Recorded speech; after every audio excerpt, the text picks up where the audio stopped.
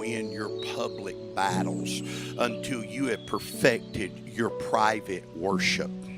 Let me say that again. You will never win your public battles until you have developed and perfected your private worship.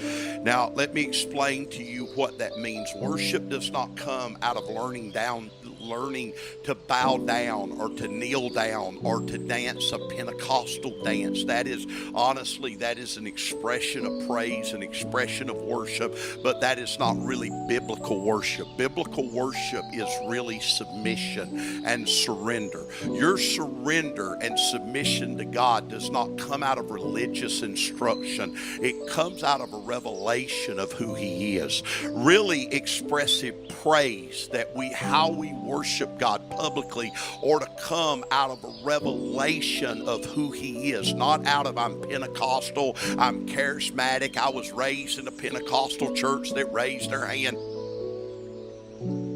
It says that Jesus got up even before the sun rose and prayed. But there is something to be said about starting your day with prayer. There's something to be said about praying in the morning to gather your thoughts and to get your heart in the right place.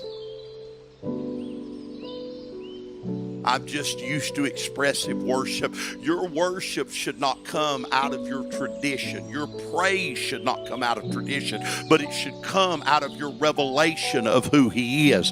And your private worship is all about your private revelation of who God is. Not the revelation that was conveyed by your favorite preacher or because you heard something or you were raised a specific way, but it should come out of your own intimacy with God Himself. That you were not like the children of Israel, that when God invited them into His presence on the mountain, and the Bible said that the children of Israel told Moses, you go up on the mountain and you hear what God's got to say, and then you come back down here and tell us. That is a representation of where people are in the church today. Pastor, give us a revelation of God, because we really don't want to climb up the mountain because it's a little too much work. When it comes to our days, we should be silent at the beginning of the day because God should have the first word.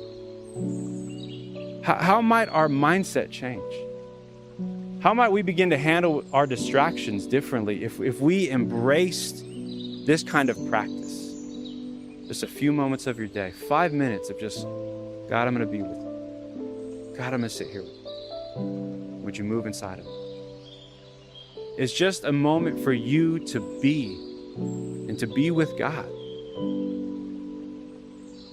Be able to put myself in the secret place of God and reevaluate my time and reprioritize my life, that I am going to spend quality time with God in the secret place and pursue Him, because God is a rewarder of those that diligently seek Him. God is a giver of His Spirit to those that seek Him, and those that knock until He opens, that ask until they receive. Are you hearing me today? God is not going to bless lukewarm people. God is going to reveal Himself to people that are going to come after Him, that have an attitude like Moses, that said, God, I don't even want your promises if your presence don't go with us. God has got to have a people that want to know who He is, that don't ask for His hand, but ask for His ways, that don't just ask for His blessing, but they ask for His glory, because His glory is the expression or the attributes of who He is. Even when it doesn't go according to your wishes, you can trust that a loving Father in heaven is doing what's good and best.